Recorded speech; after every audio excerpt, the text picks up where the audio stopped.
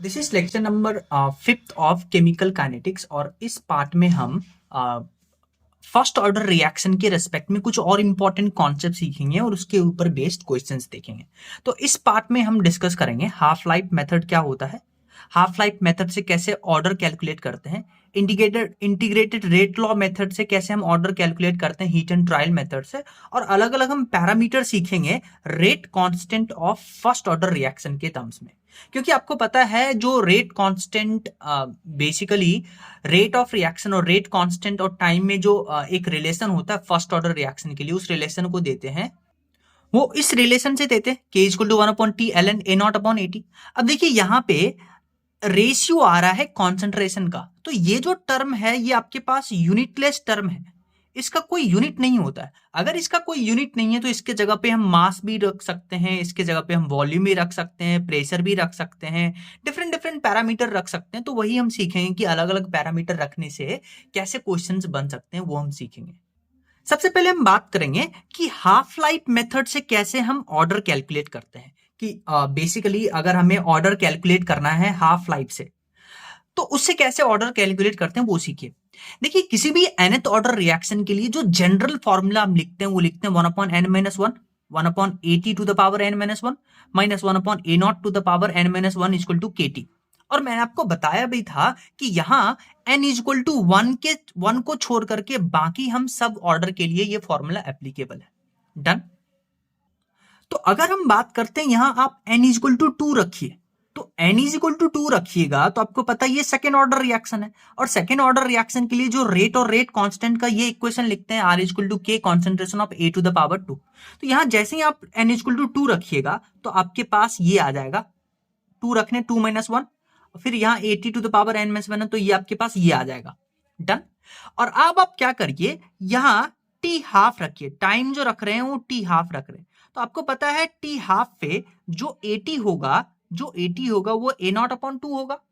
और जैसे ही यहां पे हम a0/2 रखेंगे, इसको सॉल्व करेंगे तो आपके पास सेकेंड ऑर्डर रिएक्शन के लिए t हाफ आ जाएगा। t हाफ का फॉर्मूला आ जाएगा 1/a0 इंटू रेट कॉन्स्टेंट, और a0 क्या है आपको पता है, इनिशियल कॉन्सेंट्रेशन है। डन। तो ये तो कहानी हुआ कि कैसे हम nth ऑर्डर रिएक्शन को यूज करते हैं t हाफ निकालने के लिए। एक और कॉन्सेप्ट सीखिए, जो लास्ट क्लास में हम लोगों ने ग्राफ पढ़ा था, उस ग्राफ से रिलेटेड एक कॉन्सेप्ट सीखिए।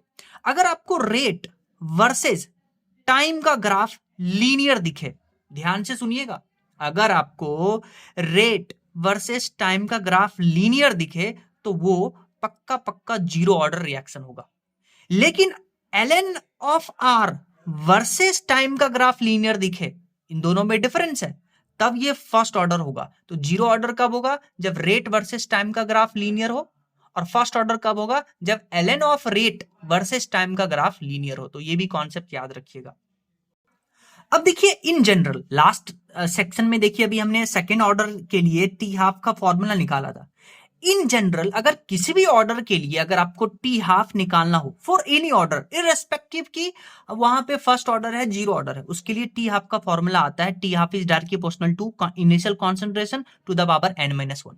ये सबके लिए एप्लीकेबल है, even for the first order. तो अगर आप यहाँ पे n इक्वल टू 0 रखते हैं तो आपको पता है ये जीरो ऑर्डर रिएक्शन होगा, और इसके लिए टी हाफ आप पहले से निकाल के आ चुके हैं a0/2 के। डन।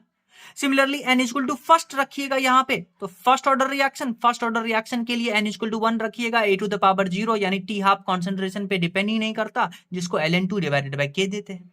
फिर n इक्वल टू 2 रखिएगा, यानी कि सेकेंड ऑर्डर रिएक्शन, तो t हाफ यहाँ 2 रखिएगा, n इक्वल टू 2, तो t हाफ का फॉर्मूला आ जाएगा 1/a0 इंटू k। इतना समझ में आया? अच्छा, अब आपसे क्वेश्चन कैसे पूछेगा वो सुनिए। क्वेश्चन आपसे पूछेगा, आपको बोलेगा कि a0 इनिशियल कॉन्सेंट्रेशन को डबल करते हैं तो t हाफ डबल हो जाता है, तो बताइए रिएक्शन का ऑर्डर। तो अब आपको पता होना चाहिए, देखिए जैसे जीरो ऑर्डर रिएक्शन के लिए टी हाफ की बात करते हैं तो a0/2 के, तो T half is directly proportional to a0। तो अगर आप a0 का कंसंट्रेशन a0 डबल करिएगा तो टी हाफ डबल होगा, तो यही तो कंडीशन है, तो यानी पक्का पक्का ये जीरो ऑर्डर रिएक्शन है। सिमिलरली आपसे क्वेश्चन पूछ देगा कि हम इनिशियल कॉन्सेंट्रेशन को डबल करते हैं तो जो टी हाफ है, यानी कि हाफ लाइफ में कोई चेंज नहीं आता है। तो आप यहां से देखिए फर्स्ट ऑर्डर रिएक्शन के लिए टी हाफ कॉन्सेंट्रेशन पे डिपेंड नहीं करता है, तो यहां से आप बोल सकते हैं कि ये फर्स्ट ऑर्डर रिएक्शन है, तो ऐसे क्वेश्चन पूछेगा। सिमिलरली आपसे पूछ सकता है कि आपसे क्वेश्चन में पूछेगा कि इनिशियल कॉन्सेंट्रेशन हम डबल करते हैं पर टी हाफ हाफ हो जाता है, यानी कि हाफ लाइफ टाइम वो आधा हो जाता है, तो बताइए ऑर्डर ऑफ रिएक्शन। तो आप क्लियरली देखिए सेकेंड ऑर्डर रिएक्शन के लिए T half equal to 1/A0 into के। तो आप इनिशियल कॉन्सेंट्रेशन डबल करिएगा तो टी हाफ आधा हो जाएगा क्योंकि इनवर्सली प्रोपोर्शनल है, तो ये पक्का पक्का सेकेंड ऑर्डर रिएक्शन आपको देगा। तो ऐसे क्वेश्चन आपसे पूछे जा सकते हैं। सिमिलरली आपसे क्वेश्चन क्या देगा, आपसे क्वेश्चन दे देगा कि आपको बोलेगा इनिशियल कॉन्सेंट्रेशन था 0.5 मोलर, तो इनिशियल कॉन्सेंट्रेशन पे टी हाफ था 10 सेकेंड, फिर कॉन्सेंट्रेशन हो गया 1 मोलर और टी हाफ हो गया 5 सेकेंड। तो आप इसको क्लियरली देख सकते हैं कि जो कॉन्सेंट्रेशन है वो तो डबल हो रहा है पर जो टी हाफ है वो आधा हो रहा है, यानी कॉन्सेंट्रेशन डबल हो रहा है, टी हाफ आधा हो रहा है। तो आपको पता है सेकेंड ऑर्डर रिएक्शन के लिए टी हाफ लिखते हैं 1/A0 इंटू के। तो देखिए टी हाफ और A0 इनवर्सली प्रोपोर्शनल है, A0 आप डबल करिएगा तो टी हाफ आधा हो जाएगा। तो आपसे ऑर्डर पूछा था इस रिएक्शन का, तो ऑर्डर आ जाएगा 2। अब ये तो तरीका है, अब हम क्या कर सकते हैं, इसका एक शॉर्टकट फॉर्मूला बना सकते हैं कि अगर आपको 2 कंसंट्रेशन दे और 2 टी हाफ दे तब आप ऑर्डर कैसे कैलकुलेट करिएगा, तो उसको सीखिए। जैसे मान लीजिए आपको जनरल फॉर्मूला हम लिख रहे हैं, जनरल फॉर्मूला क्या लिख रहे हैं, देखिए टी हाफ का जनरल फॉर्मूला होता है A0 to the power 1 - n। मान लेते हैं इनिशियल कॉन्सेंट्रेशन A1 था और इस पे टी हाफ का वैल्यू है T1 और फिर कॉन्सेंट्रेशन A2 हो गया और टी हाफ हो गया T2। तो आप इस पहले वाले केस के लिए आप ये फॉर्मूला अप्लाई करिए, तो टी हाफ T1 लिखेंगे is directly proportional to A1 to the power 1 - 1। फिर इस कंडीशन के लिए ये फॉर्मूला अप्लाई करिए तो ये आ जाएगा T2 directly proportional to A to the power 1 - 2। फिर आप इसका डिवाइड करिएगा तो डायरेक्ट आप फॉर्मूला याद रखिएगा T1/T2 is equal to A1/A2 to the power 1 - 1। यहां पढ़ना आना चाहिए। T1 क्या है, पहले कॉन्सेंट्रेशन पे टी हाफ का वैल्यू है T1, ये समझ में आना चाहिए। T2 क्या है, दूसरे कॉन्सेंट्रेशन पे टी हाफ का वैल्यू है T2 और A1 क्या है, पहला कॉन्सेंट्रेशन, A2 क्या है, दूसरा कॉन्सेंट्रेशन। आप यहां पे वैल्यू पुट करिएगा, आपके पास ऑर्डर का वैल्यू आ जाएगा। जैसे इसी क्वेश्चन को करके देखिए, मान लीजिए आपको बोला कि इनिशियल कॉन्सेंट्रेशन 8 टाइम इंक्रीज होता है तो टी हाफ 1/4 टाइम्स डिक्रीज होता है। क्या बोला, इनिशियल कॉन्सेंट्रेशन 8 टाइम इंक्रीज होता है तो टी हाफ 1/4 टाइम डिक्रीज होता है। तो मान लेते हैं A1 अगर आपके पास A को लिखते हैं तो A2 आपसे बोल रहा है 8A हो गया और टी हाफ 1/4 डिक्रीज कर जाता है। तो मान लेते हैं T half, initial T half वो हम ले लेते हैं T, तो टी हाफ फाइनली जो बोल रहा है वो बोल रहा है T/4। तो अब आप क्या करिए, इन दोनों टाइम का टी हाफ का रेशियो लीजिए, इसका रेशियो लीजिए टू द पावर 1 - 1 1 - n, तो यहां से ऑर्डर मिल जाएगा आपके पास। सिमिलरली आपको क्या बोल सकता है, आपको बोलेगा क्वेश्चन में कि rate versus concentration to the power square का ग्राफ ओरिजिन से पास कर रहा है, तो बताइए ऑर्डर, बताइए रिएक्शन का। तो आपसे अगर ऐसा पूछेगा तो आपको पता है कॉन्सेंट्रेशन का स्क्वायर और रेट, तो अगर R equal to k concentration of A square लिखते हैं और यहाँ रेट और कॉन्सेंट्रेशन के स्क्वायर का ग्राफ बनाते हैं तो पासिंग थ्रू ओरिजिन होगा, तो आप क्लियरली देख सकते हैं ये सेकेंड ऑर्डर रिएक्शन है। सिमिलरली आपसे पूछ दे कि रेट और कॉन्सेंट्रेशन का क्यूब का ग्राफ पासिंग थ्रू ओरिजिन है, तो बताइए ऑर्डर ऑफ रिएक्शन। तो आप इस ग्राफ से इस इक्वेशन को ड्रॉ कर सकते हैं, R equal to k concentration of A to the power Q। तभी आप इसमें और इसमें ग्राफ बनाइएगा तो वो straight line passing through origin आएगा, तो आप बोल सकते हैं order of reaction is 3। Similarly आपसे बोल दे कि टी हाफ और 1/A0 का स्क्वायर का ग्राफ पासिंग थ्रू ओरिजिन है, तो बताइए ऑर्डर ऑफ रिएक्शन। तो इसके लिए इसको कैसे सॉल्व करिएगा, इसके लिए आप यूज करिएगा general formula of T half A0 to the power 1 - n। Done. अच्छा ध्यान से देखिए, अगर टी हाफ डायरेक्टली प्रोपोर्शनल होगा 1/A0 टू द स्क्वायर तभी ग्राफ स्ट्रेट लाइन बनेगा। तो टी हाफ के जगह पे हम लिख रहे हैं इसको अरेंज करके ऐसे A0 टू द पावर, और फिर इसको हम पावर सेम है तो इसको हम इक्वेट कर देंगे, तो आपके पास इसको हम इक्वेट कर देंगे तो आपके पास n का वैल्यू आ जाएगा। नेक्स्ट हम बात करते हैं इंटीग्रेटेड रेट लॉ मेथड, जिससे हम ऑर्डर कैलकुलेट करेंगे। देखिए ये हिट एंड ट्रायल मेथड है, कैसे ध्यान से सुनिए। आपको क्या करेगा, अलग अलग टाइम पे आपको कॉन्सेंट्रेशन ऑफ ए देगा, डन, और फिर आपसे पूछेगा कि इस गिवन टेबल का कौन सा रिएक्शन है उसका ऑर्डर बताइए। तो आप देखिए, क्या देखिएगा, ध्यान से सुनिए। पहले जब कभी भी आपको ऐसा क्वेश्चन आए कि अलग अलग टाइम पे अलग अलग कॉन्सेंट्रेशन गिवन है, देखिए एक टेबल और बनाए थे, वहां कॉन्सेंट्रेशन के साथ रेट गिवन था, पर यहां कॉन्सेंट्रेशन के साथ टाइम गिवन है। तो पहला जो कॉन्सेप्ट याद रखिएगा कि कभी भी ऐसा केस आए तो मोस्ट ऑफ द रिएक्शन ये फर्स्ट ऑर्डर होता है, तो 99% क्वेश्चन में आपको इसका ऑर्डर 1 लिख के आना है। 1% जीरो ऑर्डर रिएक्शन होगा। अब इसको पहचानने का तरीका है, ये तो हिट एंड ट्रायल है कि आपको याद हो गया कि अगर आपको ऐसा टेबल दिखे तो 99% केस में ऑर्डर 1 ही आता है, तो आंसर 1 लगा के आइएगा, और 1% में जीरो ऑर्डर। पर इसको कैसे कैलकुलेट करते हैं, कैसे सोचते हैं, वो देखिए। आपको क्या करना है, आपको ये जो कॉन्सेंट्रेशन गिवन है, देखिए आप ध्यान से देखिएगा तो यहां जो टाइम का डिफरेंस है वो सेम है, 10 सेकेंड 10 सेकेंड, यानी टाइम डिफरेंस दो अलग अलग टाइम और कॉन्सेंट्रेशन में वो सेम है। तो अगर आपके पास इक्वल टाइम इंटरवल हो तो आप क्या करिएगा, इन दोनों का रेशियो लीजिए।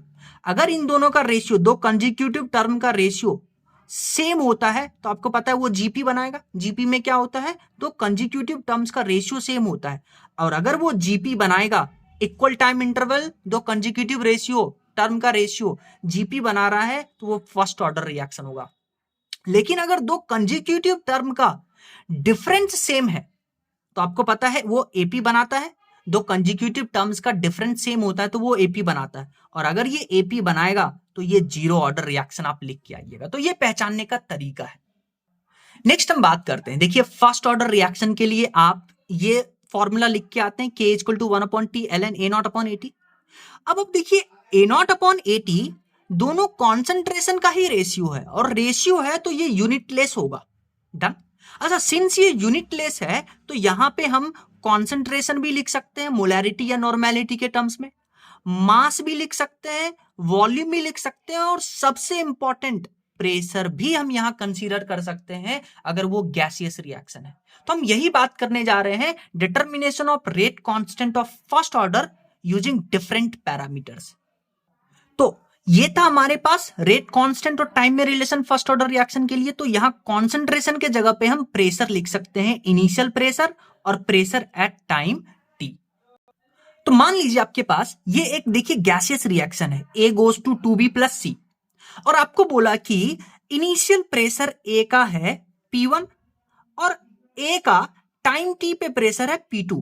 तो बताइए इसका रेट कांस्टेंट। तो आप क्या करिएगा, P0 इनिशियल प्रेशर है कितना P1 और T टाइम पे प्रेशर है P2, तो इन दोनों का रेशियो लीजिए, आपके पास K आ जाएगा। डन। जैसे जैसे मान लीजिए आपको बोला कि A का T इक्वल टू 0 पे प्रेशर है 2 ATM और T इक्वल टू 10 सेकेंड पे प्रेशर है 0.5 ATM। तो बताइए इसका K। तो K क्या लिखिएगा, 1/T, टाइम रखिएगा 10 सेकेंड क्योंकि 10 सेकेंड बाद। P1 क्या है, हाँ इनिशियल प्रेशर, तो इनिशियल प्रेशर कितना है 2 ATM, फाइनली प्रेशर हो गया 0.5, तो यहां से आप K कैलकुलेट कर सकते हैं। तो एक तो तरीका है क्या क्या, आपको इंडिविजुअल प्रेशर दे दे। लेकिन मान लीजिए आपसे क्वेश्चन पूछेगा कि T इक्वल टू 0 पे टोटल प्रेशर है इस पूरे रिएक्शन में वो है 2 ATM, और T इक्वल टू 10 सेकेंड पे टोटल प्रेशर है 4 ATM, तब आपको बताना है K। तो अब आइए इसको कैसे सॉल्व करते हैं वो सुनिए। तो पहले तो आप इस डाटा से एक चीज पक्का कंक्लूड कर सकते हैं। क्या कंक्लूड कर सकते हैं कि T इक्वल टू 0 पे रिएक्शन अभी अभी स्टार्ट होगा, और अगर T इक्वल टू 0 पे टोटल प्रेशर 2 ATM है तो ये पक्का पक्का आपको A का प्रेशर गिवन है, क्योंकि T इक्वल टू 0 पे रिएक्शन अभी स्टार्ट हुआ है। तो T इक्वल टू 0 पे ये आपको A का इनिशियल प्रेशर गिवन है 2 ATM। फिर अब आप यहां पे यूज करिएगा मोल कॉन्सेप्ट का फंडा। T इक्वल टू 10 सेकेंड पे इसका इनिशियल प्रेशर था 2, तो फिर कुछ इसमें से जाएगा, स्टोइकियोमेट्रिक कोएफिशिएंट 1 है तो मान लेते हैं 2 माइनस P गया, इसका बनेगा 2P और इसका बनेगा P। डन।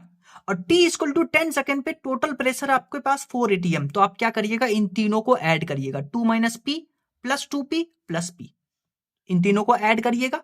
इन तीनों को जैसे ही ऐड करिएगा तो यहां से आपके पास प्रेशर जो आ जाएगा वो आ जाएगा 1 ATM, यानी कि T इक्वल टू 10 सेकेंड पे आ गया प्रेशर 1 सेकेंड 1 ATM। तो यहां से 2 माइनस P के जगह पे रखिएगा 1 ATM, यहां पे आप P के जगह पे रखिएगा 1 ATM, तो A का 10 सेकेंड बाद प्रेशर आ गया 1 ATM। तो अब आप देखिए इस डाटा से आप क्या कैलकुलेट कर चुके हैं, A का इनिशियल प्रेशर कैलकुलेट कर चुके हैं 2 एटीएम और ए का 10 सेकेंड पे प्रेशर आ गया 1 एटीएम। तो आप क्या करिएगा, ये फॉर्मूला यूज करिएगा। इनिशियल प्रेशर है 2, 10 सेकेंड बाद 1 और टाइम है 10 सेकेंड, तो आपके पास वैल्यू आ जाएगा के का। तो ऐसे क्वेश्चन सॉल्व करना है आपको। जैसे अगर हम वेरिएबल्स के टर्म्स में बात करते हैं तो मान लेते हैं आपके पास ये गैसियस रिएक्शन है, ठीक है, और आपको बोला टी इक्वल टू 0 पे जो पी टोटल है रिएक्शन का वो है P1 और टाइम टी पे जो प्रेशर है टोटल प्रेशर वो है P2। अब आप देखिए टी इक्वल टू 0 पे रिएक्शन अभी स्टार्ट होगा और अगर रिएक्शन अभी स्टार्ट होगा तो पी टोटल P1 गिवन है, तो ये पक्का पक्का ए का कॉन्सेंट्रेशन गिवन है आपके पास जो कि P0 जो है वो P1 के बराबर है। डन। अब आप क्या करिएगा, मोल कॉन्सेप्ट लगाइएगा। मोल कॉन्सेप्ट क्या लगाइएगा, T equal to T second पे इसका इनिशियल था मान लेते हैं P0 जो कि P1 के बराबर है अकॉर्डिंग टू दिस रिलेशन। तो इसका P0 में से 2P जाएगा क्योंकि स्टोइकियोमेट्रिक कोएफिशिएंट है 2 और इसका 3P बनेगा स्टोइकियोमेट्रिक कोएफिशिएंट 3 और इसका बनेगा P। डन। और T टाइम पे टोटल प्रेशर आपको गिवन है P2, तो आप क्या करिएगा, इन तीनों को ऐड करिए, इन तीनों को क्या करिए, ऐड करिए। तो इन तीनों को ऐड करिएगा तो देखिए यहां से बचेगा P, तो P0 प्लस 2P वो P2 के बराबर आ जाएगा क्योंकि T टाइम पे टोटल प्रेशर है P2 और P0 को हम P1 लिख सकते हैं, है ना, क्योंकि T इक्वल टू 0 पे आपको गिवन है P1।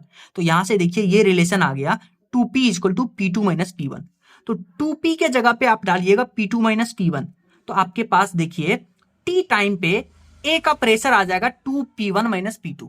तो देखिए A का T इक्वल टू 0 पे प्रेशर है कितना, P1, और A का T इक्वल टू T पे प्रेशर आ गया आपके पास 2 इंटू ये आ गया 2P1 माइनस P2 ये वाला। तो आप फॉर्मूला यूज करिए, कौन सा फॉर्मूला, 1/K, सॉरी ये K is equal to 1/T ln P0 upon PT। तो P0 कितना लीजिएगा, T इक्वल टू 0 पे वो P1 लेंगे और PT कितना लेंगे 2P1 माइनस P2। तो ये आपके पास रिलेशन आ गया। अच्छा एक और कॉन्सेप्ट सीखिए, अगर आपको बोले कि एक रिएक्शन है और T इक्वल टू 0 पे इसका कॉन्सेंट्रेशन है A0, डन, और T इक्वल टू T पे इसका जो कॉन्सेंट्रेशन होगा मान लेते हैं A0 में से X गया, इसका X बनेगा क्योंकि स्टोइकियोमेट्रिक कोएफिशिएंट 1 है। और आपको क्वेश्चन में बोला कि after very long time, question में ऐसा आपको वर्डिंग्स मिला, ऐसा लैंग्वेज दिखा, ये आपको बोलेगा आफ्टर सफिशिएंट टाइम। तो ये अगर आपको क्वेश्चन में वर्ड्स देखने को मिले तो आप रिएक्शन को कंप्लीट मानिएगा। Although first order reaction complete नहीं होता है, पर हम मान के चलेंगे क्वेश्चन सॉल्व करने के लिए रिएक्शन को आप कंप्लीट मान के चलिएगा। तो टी इक्वल टू इनफाइनाइट पे रिएक्टेंट जो होगा वो 0 हो जाएगा, जो प्रोडक्ट है उसका बनेगा A0। तो ये कॉन्सेप्ट आप याद रखिएगा। तो अभी हमने पढ़ा था प्रेशर को कैसे यूज करते हैं, अब हम यूज करेंगे वॉल्यूम को यूज करेंगे। देखिए वॉल्यूम को यूज करते वक्त आप कैसे पहचानिएगा कि आप वॉल्यूम को यूज करना है, तो आपको पहचानने का तरीका हम पता होना चाहिए। आप क्या करिएगा, मान लेते हैं ये आपके पास रिएक्शन है NH4NO2 का डिकम्पोजिशन रिएक्शन है इतना, तो आप देखिएगा प्रोडक्ट साइड को, अगर आपको प्रोडक्ट साइड में एक भी गैसियस प्रोडक्ट दिखे, ये कब यूज करेंगे volume method, for those reaction having only gaseous product. अगर आपको दिखे तो आप वॉल्यूम मेथड यूज करिएगा और आप K का फॉर्मूला लिखिएगा 1/T ln V infinite upon V infinite minus BT। Direct formula use करिएगा। V इनफाइनाइट क्या है, volume of gaseous product at T equal to infinite, क्या है, at T equal to infinite, और VT क्या है, volume of gaseous product at T equal to T second. Done. कब use करना है ये मैंने आपको बताया। अच्छा ध्यान से सुनिए, कौन कौन सा, जैसे ये रिएक्शन देखिए, इसमें ये एक्वस है, ये लिक्विड है, लेकिन प्रोडक्ट साइड में एक भी गैसियस दिखे तो आपको ये वॉल्यूम मेथड यूज करना है। सिमिलरली ये रिएक्शन देखिए, प्रोडक्ट साइड में एक ही गैसियस मेथड है। अगर आपको वेरिएबल के टर्म्स में, तो देखिए प्रोडक्ट साइड में दो गैसियस है, एक भी दिखे तो हम ये फॉर्मूला यूज करेंगे। सारे टर्म्स का आपको मतलब समझ में आना चाहिए। जैसे आइए इस क्वेश्चन को करके देखते हैं। जैसे ये आपके पास सॉलिड है, इसका डिकम्पोजिशन रिएक्शन गिवन है और आपको बोला कि जो नाइट्रोजन है, एक भी गैसियस प्रोडक्ट है तो वही फॉर्मूला यूज करेंगे। आपको बोला नाइट्रोजन का 10 सेकेंड पे वॉल्यूम दे रखा है 20 ml और आफ्टर सफिशिएंट टाइम, तो जैसे ही ये वर्डिंग मिला तो आपको पता है ये V इनफाइनाइट है, वो है 40 ml। तो आपको देखिए VT मिल गया, V इनफाइनाइट मिल गया, V इनफाइनाइट मिल गया, VT मिल गया, तो आप रिएक्शन में पुट करिएगा ये वॉल्यूम, तो आपके पास K आ जाएगा। सिमिलरली आपसे बोला, ये देखिए 10 सेकंड की बात कर रहे हैं तो यहाँ t इक्वल टू 10 सेकंड लेंगे। सिमिलरली आपसे बोला कि t इक्वल टू 20 सेकंड पे बताइए, तो 20 सेकंड पे बताइए तो v इनफिनाइट 40 लेंगे, vt 20 लेंगे और टाइम अब ले लेंगे हम 20 सेकंड, तो आपके पास आंसर आएगा। अब एक छोटा सा कॉन्सेप्ट याद रखिएगा, although it is not very important. Acidic hydrolysis of ester जो है ये है आपके पास pseudo first order reaction, direct याद रखिएगा। तो देखिए एस्टर का हाइड्रोलिसिस करवा रहे हैं इन प्रेजेंस ऑफ एसिड, तो आपके पास एसिड और अल्कोहल मिलेगा। तो इसके लिए जो के का फॉर्मूला होता है वो होता है 1/t ln v infinite minus v naught upon v infinite minus vt। Done. तो यहाँ पे जो v नॉट है ये है volume of base required for titration at t equal to 0, और v इनफिनाइट vt क्या है, volume of base required for titration at t equal to t second, और v इनफिनाइट क्या है, volume of base required for the titration at t equal to infinite. तो ये direct आप याद रखिएगा, डायरेक्ट फॉर्मूला ये याद रखिएगा। डन। अच्छा, आपको पता है ये दोनों जो है तो रेशियो ही वॉल्यूम का। तो मान लेते हैं आपको बोला कि t equal to t half पे बताइए इन दोनों का रेशियो किसके इक्वल होगा। तो आपको पता है t equal to t half पे सिंस ये है तो t equal to t half पे at जो होगा वो a नॉट अपॉन 2 होगा, तो ये जो इसका रेशियो आएगा वो 2 के बराबर आएगा। तो कभी कभी ऐसा भी क्वेश्चन आपसे पूछा जा सकता है। नेक्स्ट हम देखेंगे इन्वर्जन ऑफ केन शुगर, ये भी स्यूडो फर्स्ट ऑर्डर रिएक्शन है। इन्वर्जन ऑफ केन शुगर में क्या होता है, सुक्रोज जो कि ऑप्टिकली एक्टिव होता है, डेक्स्ट्रो रोटेटरी होता है, इसका हाइड्रोलिसिस करवाते हैं तो आपके पास मिलता है ग्लूकोज प्लस फ्रक्टोज, जो दो के फॉर्मूला सेम होता है, ये दोनों ऑप्टिकली एक्टिव होता है, एक डी होता है तो एक एल होता है। तो यहां आपसे पूछता है formula of angle of rotation, तो उसका फॉर्मूला लिखते हैं k equal to 1/t ln rotation angle of rotation of PPL at t equal to infinite minus angle of rotation of PPL at t equal to 0, और R infinite को क्या बोलते हैं, angle of rotation of PPL at t equal to infinite, और R t को बोलते हैं angle of rotation of PPL at t equal to t second.